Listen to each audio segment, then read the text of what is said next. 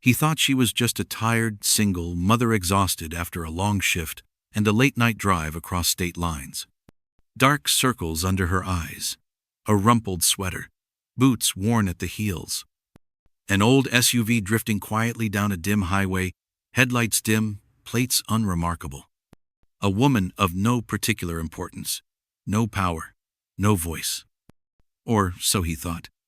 But 2 weeks later, in a courtroom in Wake County, she walked in, wearing the insignia of a U.S. Air Force major, gleaming on her left shoulder. She didn't shout. She didn't need to. Because truth doesn't always scream.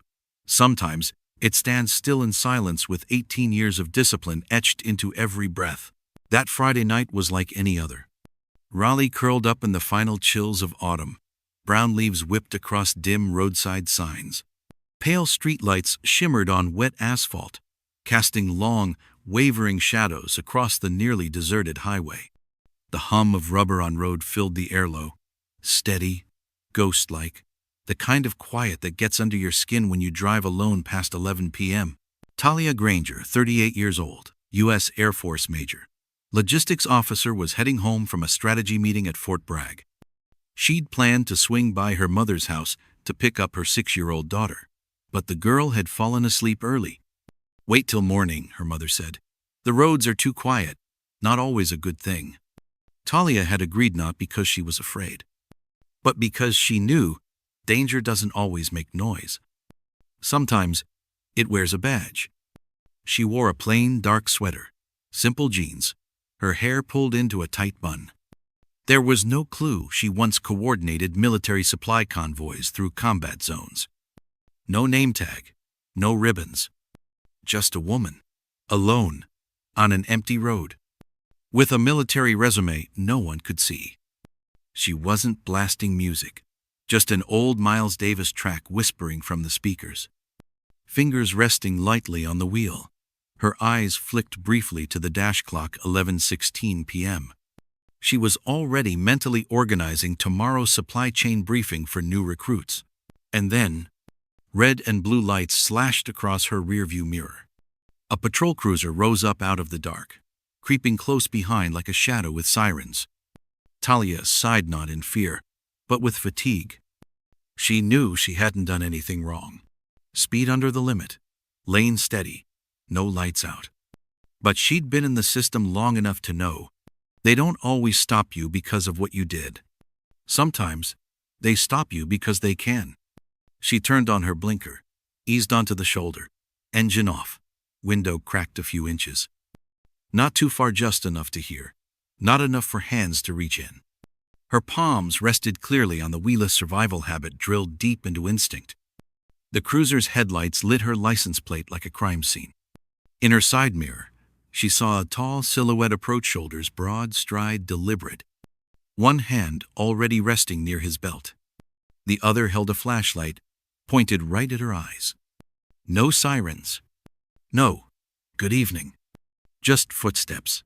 And a cold, blinding beam. His name was Officer Clark. And in that instant, when the light hit her cheekbone and caught the fatigue in her eyes, entire story fell into place. A black woman, alone, on a dark highway. Looks tired, maybe high, maybe hiding something. He didn't need a reason. Just enough of a feeling to think he was right.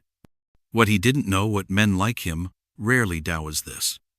She wasn't just a mother. She was a commanding officer, a soldier, and someone who understood exactly where the edge of power should be drawn. What really happened that night? And how did Clark go from confidently holding a flashlight to walking out of court under internal investigation? Let's start at the flash of those lights and follow the trail until the truth no longer had to raise its voice to be heard. The patrol car slid to a stop just behind Harriet's rear wheels, still slightly angled across the lane. Talia glanced into the rearview mirror. She couldn't make out the officer's face, just the red and blue strobes flickering against the roof of her SUV. One breath. Hands still firmly on the wheel. She lowered the window about 4 inches. Not too far, just enough to hear. She'd trained soldiers on how to handle hostile scenarios under pressure. Now, she was the one inside the storm. The first hand appeared large, gloved, rough. The flashlight beam cut across her face. No hesitation, no effort to avoid her eyes. Officer Clark. Tall, broad shoulders, early 40s. His expression already rehearsed a story of its own. A woman, late at night, driving poorly, probably tired, maybe high, maybe hiding something. No greeting. No, ma'am. Just a flat, impatient voice. License and registration. Talia kept her voice even. Yes, sir. But before I get those, may I ask the reason for the stop? Clark glanced at the dashboard clock, then back at her with narrowed eyes. You were drifting between lanes, looked drowsy, eyes hazy, like someone who might have used something. Talia calmly removed a mask from her gear stick, opened her wallet, and carefully retrieved her ID and vehicle papers. I've just driven 2 hours from Fayetteville, picked up my daughter from my mother's place. I'm tired but fully alert. She didn't stammer, didn't rush, each word clear. Still, Clark eyed her like she'd just confessed something suspicious. He took her documents and stepped back. The flashlight stayed pointed at her eyes despite having everything he'd asked for.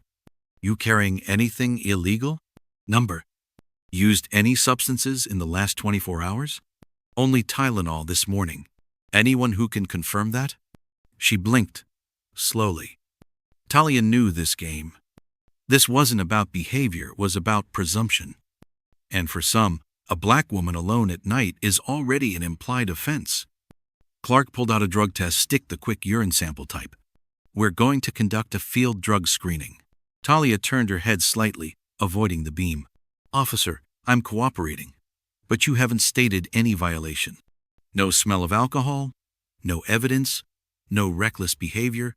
You have no grounds to suspect me. Her voice stayed low, not confrontational, not defiant. Just cold control honed through hundreds of hours in training simulations. Clark exhaled through his nose. The issue is, you don't look alert. I told you I drove 2 hours. That tires anyone. Or maybe you're on something light. I'll note that in the report. Talia turned on her phone camera. I'm recording this conversation for both our protection. His eyes flickered, just briefly, then hardened again. You're recording me? Yes. Good. Then cooperate. Step out of the vehicle. She paused just half a second. Not out of fear, but because she recognized the scent of danger finally taking form. I'll step out, but I won't sign anything unclear. You won't have to. Simple procedure. If you've got nothing to hide, there's nothing to worry about. Talia opened the door. Not quickly, not defensively. Her boot heel hit the pavement with a soft clack. She stood, talon flinching, unbowed. Clark motioned toward the right of her vehicle. Stand over there. I'll collect the sample. She met his eyes. You're ordering a drug test without probable cause. You understand I have the right to refuse, don't you? Clark stepped closer, lowering his voice. Refusing can be seen as non-compliance. There it was, the edge. One wrong breath and it would be resisting arrest.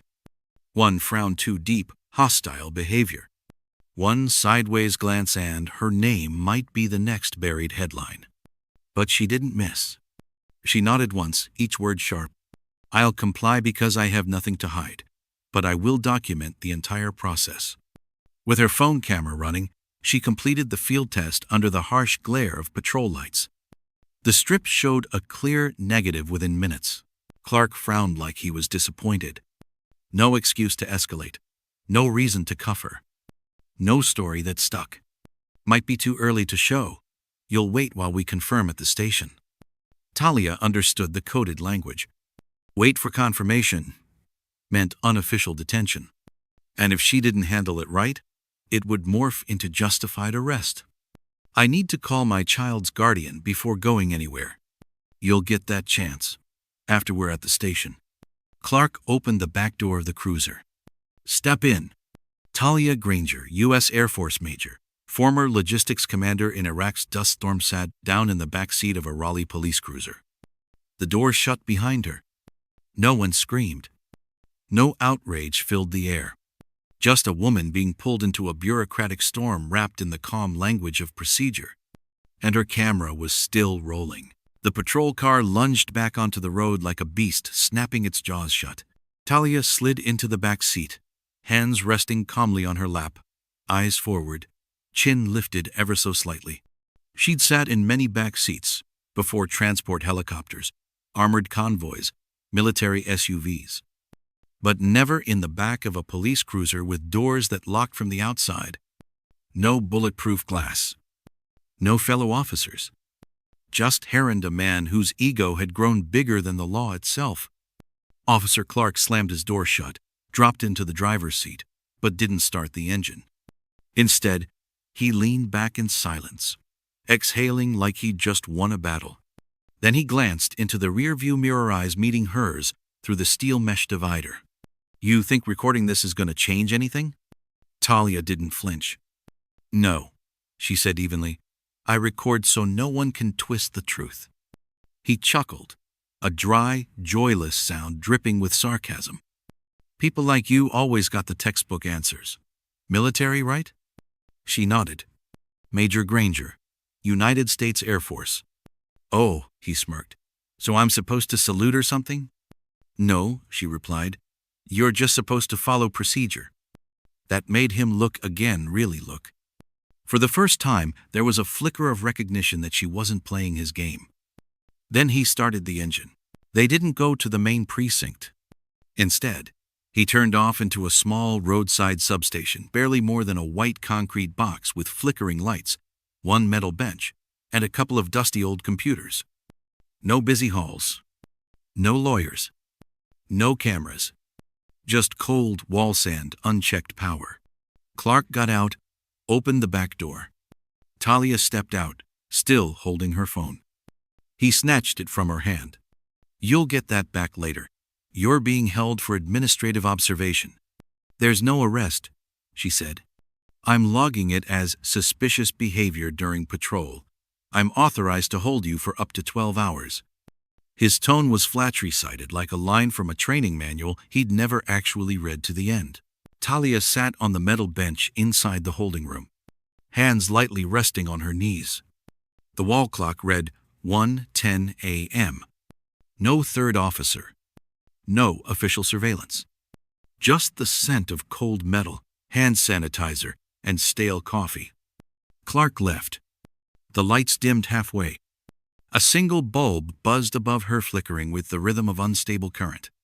It felt like a forward operating base in the middle of a rock where anything could happen if the radio went out. Talia closed her eyes. Not to sleep, just to breathe. 1, 2, 3. She'd trained soldiers to stay calm under siege. She'd handled supply convoys gone dark across dangerous corridors. Compared to that, this was just a room, and a man trying to prove something. About 40 minutes later, a younger officer stepped in. Gray shirt, no badge, probably a junior trainee. He paused when he saw her still sitting upright, alert, composed. "Ma'am, would you like some water?" "That'd be fine." "Are you military?" "Major. Logistics. Fort Bragg." "Why are you being held?" "I'm still trying to figure that out." He nodded awkwardly, then left the room, leaving the door slightly ajar. Just a crack, but enough to shift the air. Nearly 3 a.m. Clark returned, holding a clipboard stacked with pre-printed forms and his usual arrogance dulled by fatigue. "You're free to go by 7. No charges. But I need you to sign this acknowledgement of field assessment." Talia glanced at the form. One line stood out.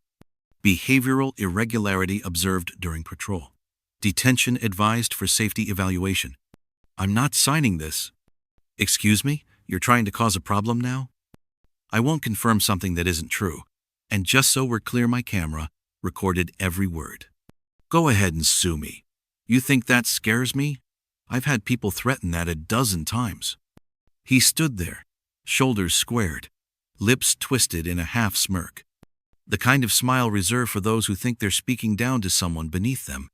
Talia stood, reached into her jacket, pulled out her military ID. Do you know what this is? He glanced at it, unimpressed. Some plastic card with a gold star? It's proof that I've served this country for 18 years with a spotless record. It doesn't make me special. But it does mean I understand exactly what responsibility looks like when you wear a symbol on your chest. For the first time, Clark didn't reply with sarcasm. Just silence. A single second, but it was the first moment he didn't respond on instinct. She left the station at 6:58 a.m. No apologies. No escort. Just her phone returned to her, video file intact. She climbed into her car, hands on the wheel, eyes in the mirror. Once again, daylight hit her face, but this time it came from the rising sun, not a flashlight. And she knew the fight hadn't even started. But she was ready. The apartment door clicked shut behind Talia with the faintest sound. A quiet so complete it was jarring after 8 hours of chaos, flashing lights, shouting commands, steel doors slamming shut. Now there was only the soft spin of a key, the whisper of a deadbolt sliding into place. The sun was rising. A band of muted orange spilled across the pale blue sky. Her neighbor's porch light flicked off as the city woke. Inside, the apartment was still. The low hum of the air conditioner filled the silence. Talia set her bag on the couch, slipped off her boots, and moved quietly toward her daughter's room. She eased the door open. Her little girl was still asleep, limbs sprawled, curls wild on the pillow, arms wrapped around a faded stuffed bear. Talia stood there, watching. No smile, no tears. Just a long, slow breath. She brewed coffee. Her hand shook slightly as she poured the water, but she ignored it. That hand had once moved 60 tons of relief cargo across a war-torn border using only a map and radio static. It had written reports through sandstorms, power outages, and military curfews. She wasn't the type to tremble. But this morning felt different. The laptop screen glowed softly in the dim light. She opened her email, drafted a subject line to the base's legal office, reached for the video file. She was ready to report it all. Then, she paused, fingers hovering over the keys. On screen, herself, frozen in mid-frame, standing in the harsh beam of a patrol light, eyes locked on a man demanding she submit to a drug test. Her voice was calm but firm. His tone, sharp, superior. The light had been aimed straight at her face, like it was trying to erase her. Like every medal, every year of service, every convoy and deployment meant nothing. All because of skin and time of night. Talia hit pause, typed a new subject line. Incident report, civilian detainment without probable cause. Then deleted it. She stood up, paced the kitchen. She'd seen this before. Lieutenant Linda stopped for having out-of-state plates and natural hair. Didn't report it.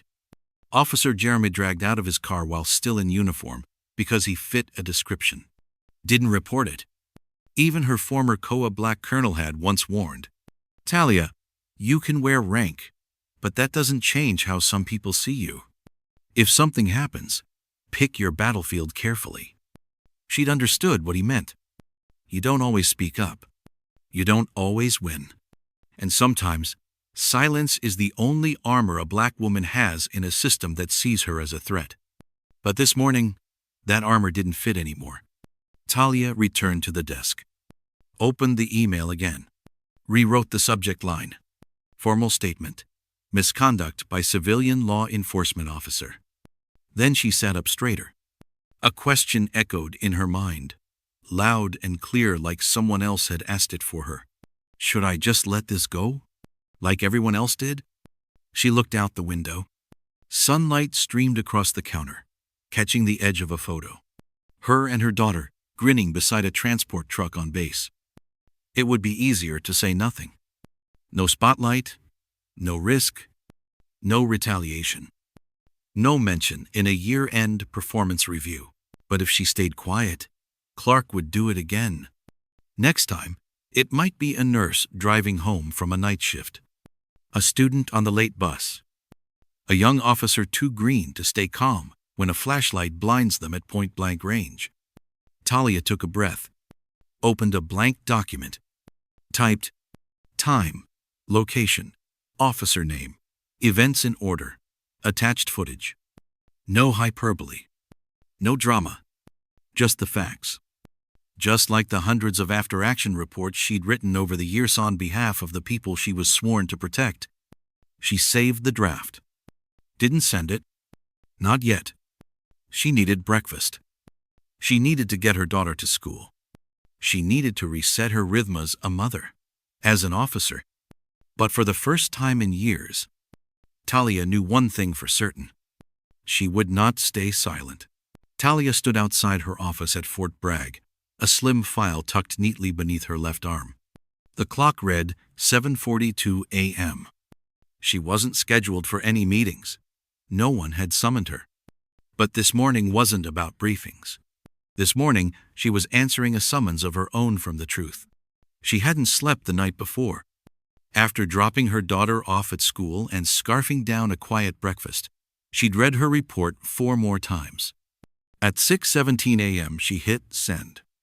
Recipient: Lieutenant Colonel Jenna McCall, Chief Legal Officer, Fort Bragg. Subject line: formal statement and body cam evidence. Unlawful civilian detainment. Attachments: original phone video, minute-by-minute incident timeline, military ID photo, detention acknowledgement from Wake County Sheriff's Station. No emotion, just data. And one final line at the bottom: I'm not submitting this complaint for personal vindication. I'm submitting it for the people who might not have enough seniority to be heard. At exactly 8 a.m., the desk phone in Talia's office rang. Caller ID: McCall, Jenna L., JAG. Talia answered, spine straight. Major Granger. Talia, I received your report. And the footage. Yes, Lieutenant Colonel. Are you okay? A brief silence. I'm fine. But I'm not sure the next person will beef this continues. I understand, and I won't let this get buried. McCall's voice wasn't loud, but it was clear. Not soothing, not hedging. It was the voice of someone who'd seen too many of these complaints without enough proof until now. 30 minutes later, McCall called back. I've escalated your report to Base Command. Colonel Monroe has already authorized an internal investigation. And on the federal side? We're preparing the documents for the Department of Military Justice. But we'll need supporting materials receipts, time logs, unedited footage. I have it all. Good. We'll be filing a formal complaint with the DOJ on civil rights grounds and recommending a federal inquiry into the officer involved. Talia nodded, even though McCall couldn't see her. For the first time in 2 days, she felt part of the system was working for the right reason. By noon, the first internal memo from Base Command circulated among all logistics officers at Fort Bragg. An incident involving Officer Granger is currently under review by senior legal channels. Full legal, personnel, and privacy protections will be provided throughout the process. No names. No mention of Clark. But everyone knew. When the system speaks, it means something serious is happening. By afternoon, McCall forwarded her a scanned letter from the Department of Justice. Subject line: Notice of intent to review, alleged civil rights violation during traffic stop, Wake County. Talia read every word. No smile. No anger. Just certainty. Because at this point, she knew this was no longer in her hands. It belonged to law, paper, and precedent. A few days later, an officer from Base Command visited her office. Plain clothes, courteous tone. He carried a packet of forms. This is a victim interview for military personnel affected by unlawful detainment by civilian agencies. With your permission, we'll be recording. Everything stays confidential during the review. Talia nodded. Go ahead. I remember everything. And she did. The red-blue flash slicing across her mirror. His hand hovering near his belt. That light burning straight into her face. His mocking line. "Oh, so I'm supposed to salute you now?" The exact look in his eyes when she said, "I'm Major Granger, U.S. Air Force." The citation that called her behavior irregular. The form he tried to make her sign. She recalled it all like she was inventorying military stock. No notes, no hesitation. Because memory born of injustice doesn't fade. It carves deep. As the officer was leaving, he paused at the door. We've seen reports like this before, but very few ever make it this far. Thank you for not backing down. Talia didn't respond. She didn't need to. She knew this wasn't over. It was just beginning. 2 weeks later, Courtroom 3 of the Wake County Civil Courthouse was cleared early in the morning. No press. No red-badged reporters cramming the aisles. Just a few rows of benches. A raised judge's bench 3 steps above the floor, and a wall-mounted LED screen facing the jury box. No one knew what this case would leave behind. But those in the military community, they had arrived early. 8:59 a.m. The main door opened. Talia entered. No more old sweater. No faded jeans. No worn boots. Today, she wore her U.S. Air Force Class A dress uniform, complete with her full-service ribbon rack. Over her left chest, Meritorious Service Medal, Afghanistan Campaign Ribbon, Armed Forces Expeditionary Medal. On her shoulders, 3 silver stripes. Major rank, quiet, undeniable. No one spoke, but heads turned. A few younger enlisted soldiers stood up then sat again, not as protocol, but out of instinctive respect. Across the courtroom, Officer Clark was already seated beside his attorney, a gray-suited, silver-haired man with the default face of professional neutrality. Clark wore a light blue dress shirt. His tie was slightly off-center. His eyes didn't lift as Talia passed. The proceedings began. Judge Adele Carsona, woman in her late 50s, silver hair pulled tight, a former federal prosecutor of 18 years presided. Case file: Granger v. Clark civil suit, alleging violation of constitutional rights during official stop. Representing the plaintiff, Delaney Price, legal counsel from the Department of the Air Force. Defense, Charles Renner, civilian attorney. Price stood. His voice wasn't loud, but each word landed like it had been chambered in advance. Your Honor, we are not here to inflame emotion. We do not ask for pity. We do not seek revenge. We come to ask a simple question. When a service member, a U.S. citizen, is stopped, detained without cause, and stripped of dignity, who speaks for them, if not us? Judge Carson nodded once. Plaintiff may present evidence. The screen lit up. Price pressed play. Talia's phone video filled the room. A blinding flashlight cut through the dark frame. Clark's voice rang out. You're weaving, you look high. I'm Major Granger, United States Air Force. Oh? So I'm supposed to salute now? The footage was a little shaky, but the audio was clear. The courtroom was absolutely silent. Clark's boots thudded into frame. His voice, cold, automatic. Step out. Drug test. On what basis, officer? You refusing to comply? Silence. You're being detained for suspicious behavior. Next came the body cam footage, retrieved from the Wake County records by military legal support. The angle was closer. Clark's face filled the frame. His smirk, his hand brushing the butt of his service weapon. No smell of alcohol, no sign of contraband, no aggression. Talia's voice. I'm fully cooperating. I know the procedures, and I know where the limits are. When the clip ended, no one spoke. 10 full seconds of stillness. Then Price turned back to the bench. We'd like to call Major Granger to the stand. Talia walked forward, placed her hand on the Bible, swore to tell the truth.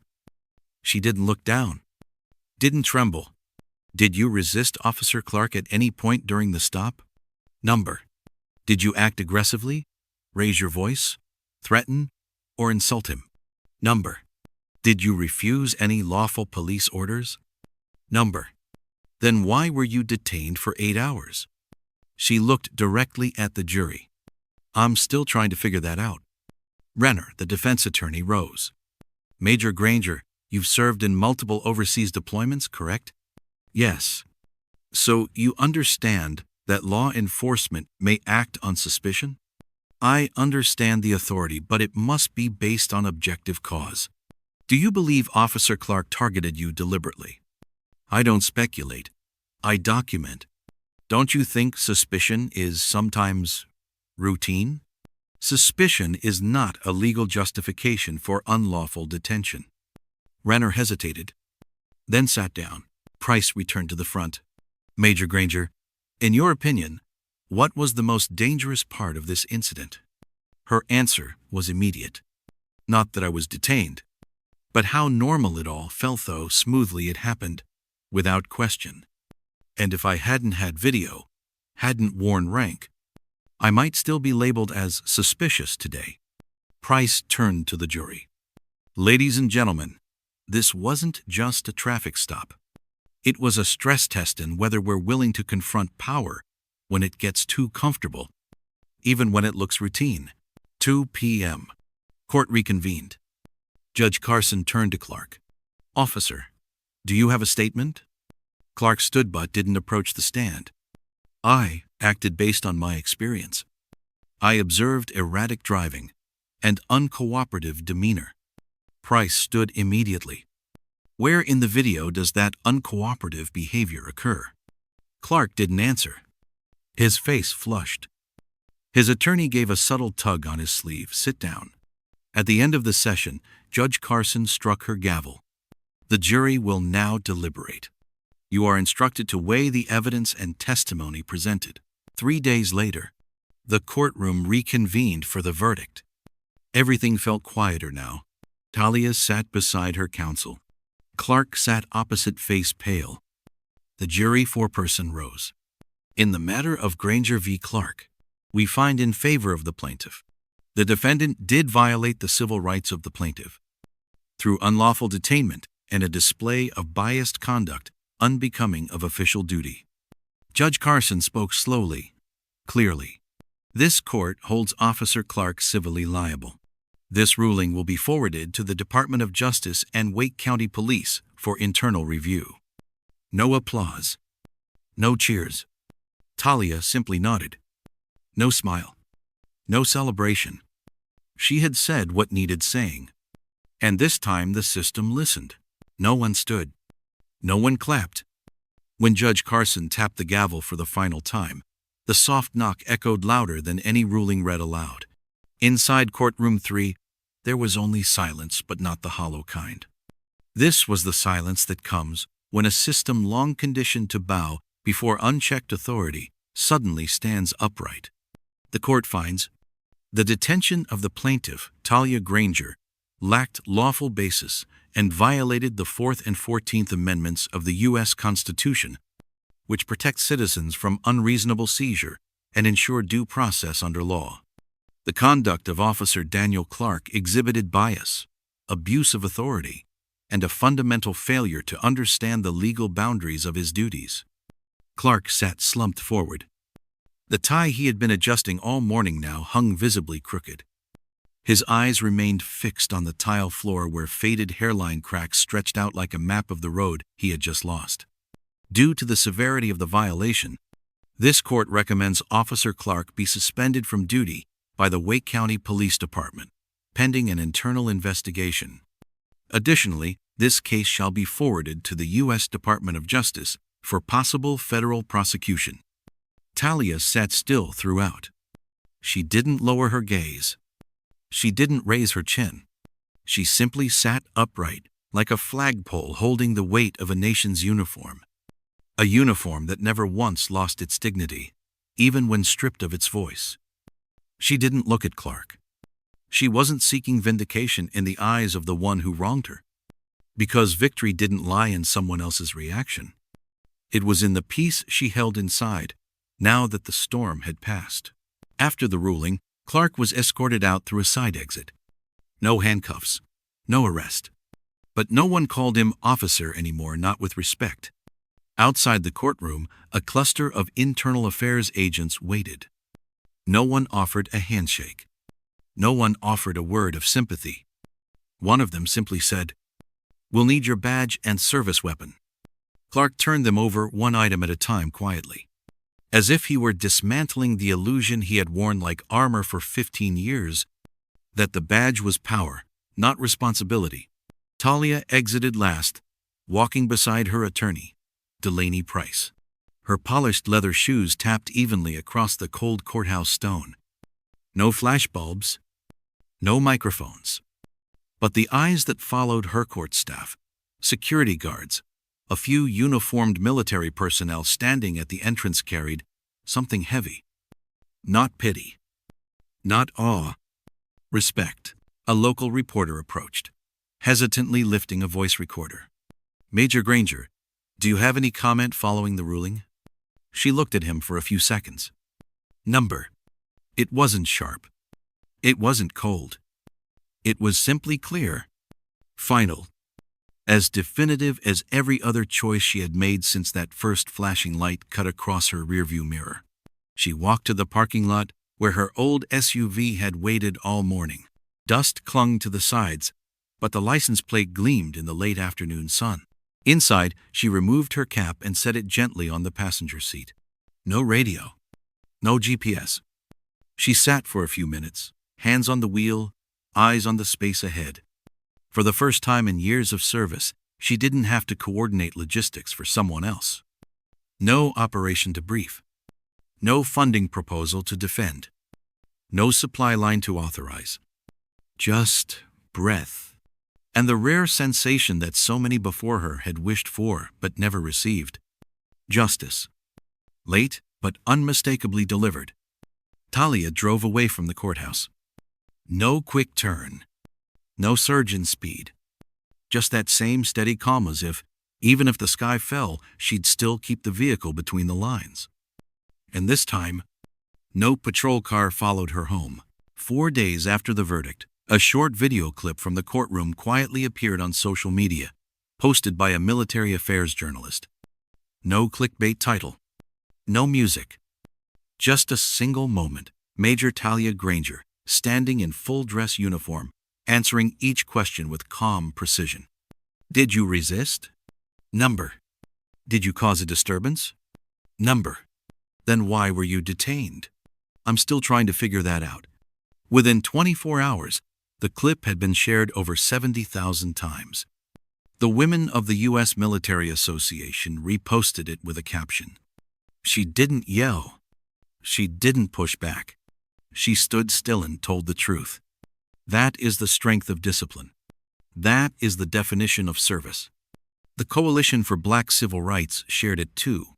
She wore rank, yes, but this victory wasn't just for military personnel. It was for anyone who's ever been asked, "Who do you think you are to speak up?"